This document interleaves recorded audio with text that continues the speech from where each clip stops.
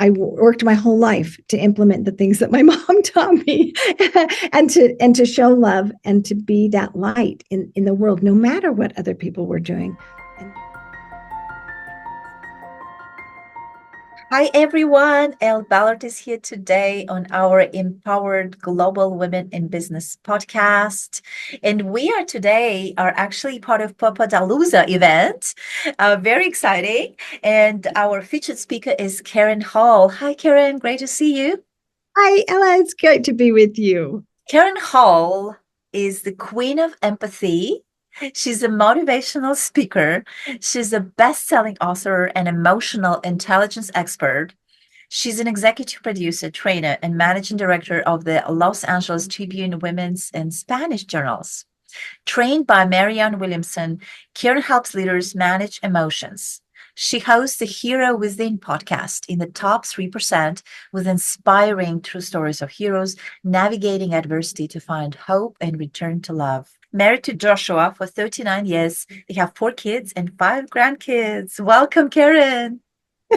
Oh, thank you, Ellen. It's just so nice to be with you. And I love what you are doing. I love your mission to Thank empower you. women in the world. Thank you. Thank you so much. So nice to meet you as well. I'm excited for this conversation. What brought you to do this work in the world? The reason I do this is because it's been my own journey. I'm a highly sensitive person. I'm an empath, and dealing with energy and dealing with regulating my nervous system was like a mystery to me. My mom used to say to me, "Oh, just be like a duck and let it roll off your back." And I was like, my back has Velcro on it. I felt things so deeply, and I didn't understand. I was always asking my mom and my dad, why did that person act that way? That was my question of everything. Anytime someone would act unliving, it was just baffling to me.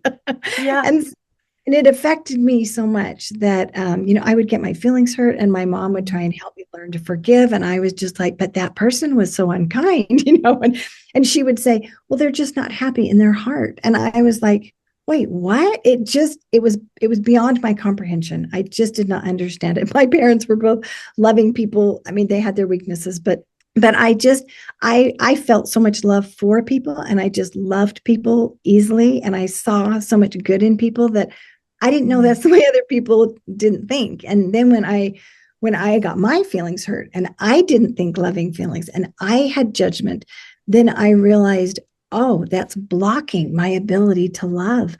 And so I worked my whole life to implement the things that my mom taught me and to show love and to be that light in the world, no matter what other people were doing. And then to regulate my own nervous system so that I could remember who I was, that I was a divine being of love, and that so were they. And then I could extend love to them.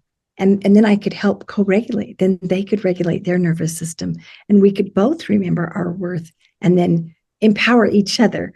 And so we could move forward to shed more light in this world. Beautiful. I love that story. So much wisdom there too, to be able to kind of look above all of it, right? And because growing up like that, you understand, and then you were able to grow over that and really take a different perspective. I love that story. And now you can help others to do the same.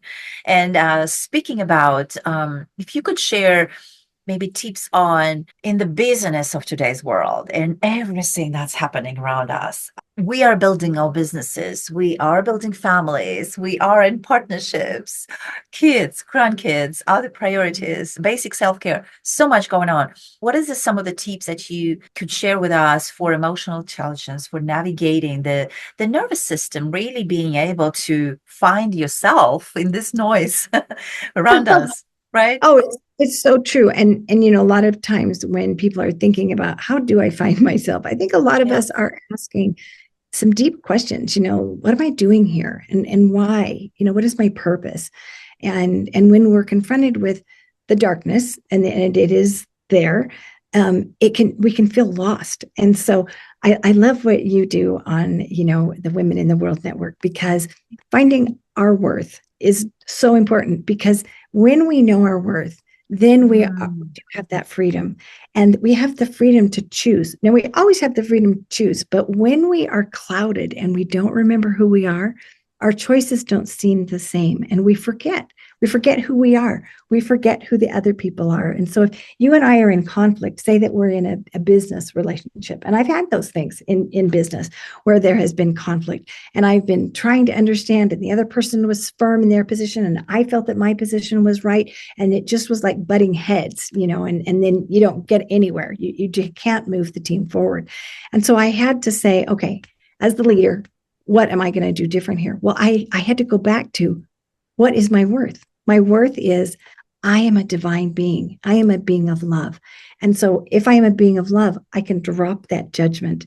That's my ego that is judging. So as I drop that judgment and try and look at the other person as a divine being of love themselves, and realize that the way that they're acting is a product of an unmet need. And so I think, what is that unmet need that they have?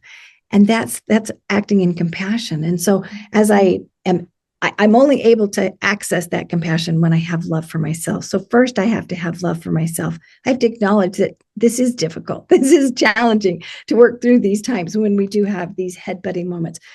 But when I remember who I am, and then I remember who they are, and then I de-escalate, and I start to regulate my emotions, and I start to feel love for myself, and I do offer that love back. I can't offer that love to them until I feel that love for myself.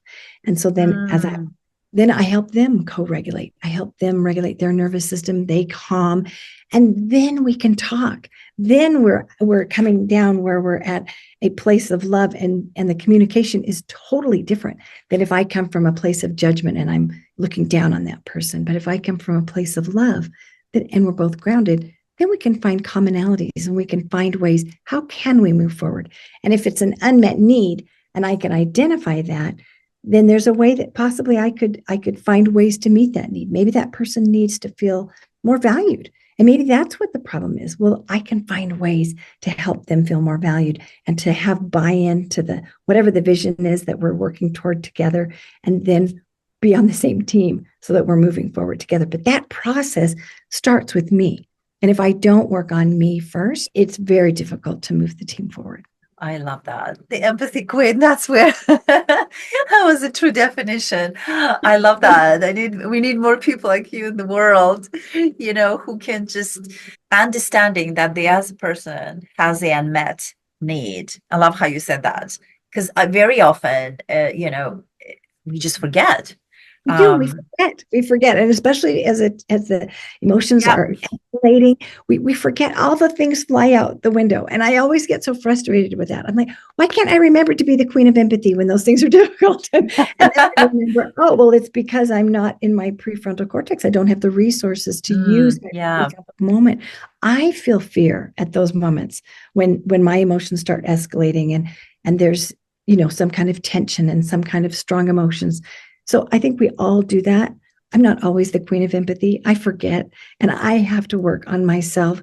And it's been a lifelong journey. And I get a little embarrassed sometimes that sometimes people think, well, I should be able to do it all the time, and I can't do it all the time. And I even feel shame sometimes, because I think I teach this all the time, but it's a work in progress within me also. And when I'm escalated, I have to go through the same tips that I teach everybody else. And sometimes people have to remind me of the very things that I teach. And so it's a humbling experience for me, because I have to work on it too.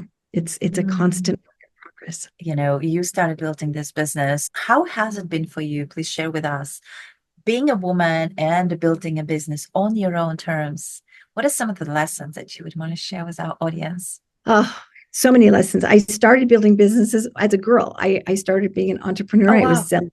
I was selling newspapers, and I knew I had to pay for college by myself, and I had to buy my own car. So I had to earn my own money. I had to figure out how I was going to do this. And feeling my worth was key to being able to do anything. I had to believe that I was able to do it. Second, I had to believe in the product, whatever it is that I was doing. So now I have a podcast. It's The Hero Within. And I love hearing people's stories. I can't wait to hear people's stories and to share their messages with the world. And as an entrepreneur, I believe in myself, in my book that I'm writing. I believe in my message that I'm sharing when I speak. I believe in promoting people at the events that I produce with the Los Angeles Tribune.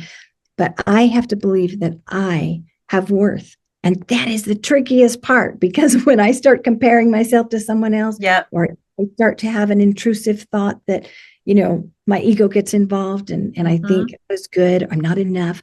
I have to work on all of those things as an entrepreneur to build my business, because that can cause me to get stuck.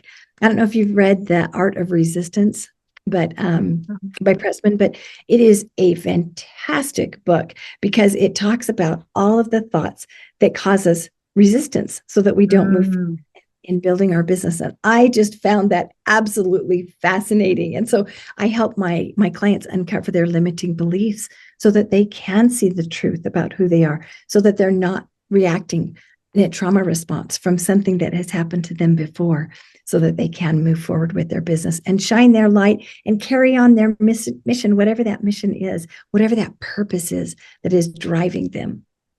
So beautiful. I love that, Karen. And thank you for being so open and transparent and sharing your story, and just going there, right? Because it really truly doesn't matter how much we have achieved in the past. We always hit that, oh, am I good enough for this? Right? It's just so interesting.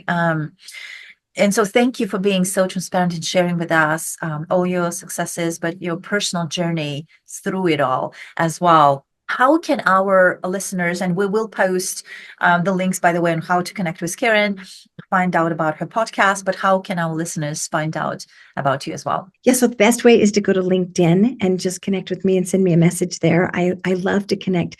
In fact, that's my mission, is to connect. And for me, connection is like air. And so I love connecting with people. I love being able to help people connect with other people. And I love helping people to accomplish their mission in life. That brings me so much joy when I can, and it brings me joy when I can accomplish my mission, and so it's like a win-win. It just makes me so happy. And so I do love connecting with people. Thank you so much, Karen. And please connect with her. She's amazing. And as we are concluding our podcast today on the Empowered Global Women in Business as part of Papadalooza event, is there anything that any closing thoughts that you would want to share with our listeners today, Karen? Well, I would like to share one closing thought for women in particular. A lot of times we forget our worth, and we are more concerned with other people. Well, we have some innate gifts that can help us so much. Oftentimes, it's easier for a woman to work on personal self-development and to work on developing her emotional intelligence. We have some innate gifts that allow us to have strengths in these areas. And so many times in business, we'll think that a man would be very successful in this, but when a woman's perspective becomes a part of the whole, it increases the vision. And it's like, oh my goodness, why didn't we think of it that way? So I want women to remember their great worth, their great contribution, even if they don't have all the letters behind their name or things like that. Their life experiences and all the learning that they have done give them so much value to contribute to whatever organization they're involved in. And so I want them to know that they have a voice and that their voice needs to be heard. Thank you. Thank you so much. Beautiful. And thank you so much for being a guest here. So nice to meet you. I know we'll connect soon. Karen, thank you. Thank you, Ella. And thank you for giving women a voice. Thank you for helping to share voices of women, because by giving women a voice, you empower us. And so thank you for empowering me today. Thank you for helping me to be a part of your Women in the World network. Thank you, Karen.